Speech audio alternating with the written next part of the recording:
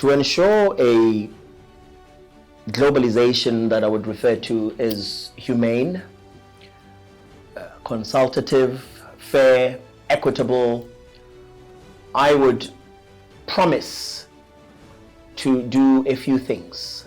Three main things that I must do, because we have to ensure and strive to improving governance at all times. And by improving governance, it means we need to be transparent in the way we do things. We need to be predictable in the way we do things. And we shouldn't be surprising anybody. I mentioned earlier the Centenary Declaration of the ILO. That Centenary Declaration of the ILO has a number of things that it talks about. But let me pick just a few in terms of what it is we would improve by way of governance. Productivity. Productivity has never before in an official instrument of the ILO been mentioned. And in the Centenary Declaration it's mentioned 11 times. The role of the private sector. You can't talk about sustainable enterprises without talking about the role of the private sector, which is critical in the creation of employment, in the creation of productive employment. So we need to be able to address how we align sustainable enterprises to previously unclassified forms of work, which need to be reclassified. For example, when we talk about diverse forms of work need to be understood as the way in which we are going to take society and impact it in a positive and constructive way. When some people talk about the third way, for example, a third way is a way of them referring to the new approach to the world of work, a new approach to how we still ensure that there is decent work and there's dignity.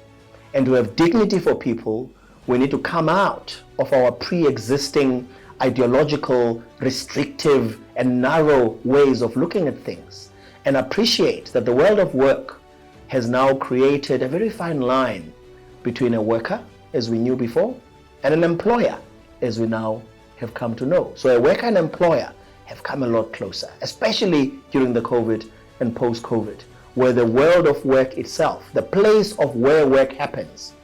Where does work happen? Does it happen in the home? Does it happen in the bricks and mortar of an office park? Or does it just happen on the phone? Does it happen on your laptop? This for me is a very, very critical point. The second point that we need to acknowledge is that even though the ILO as a world of work has to focus on this world that we are busy trying to redescribe and repackage and re-understand so that we can recalibrate our world that brings the youth and that brings the women and it brings people on the fringes. We need to be alive to the fact that for the ILO to do its work properly within the world of work, it needs to engage and engage in a very proactive manner with trade, for example. It needs to engage with issues of health. I mentioned earlier that you can't talk about an ILO that engages in the multilateral environment without engaging with the World Trade Organization.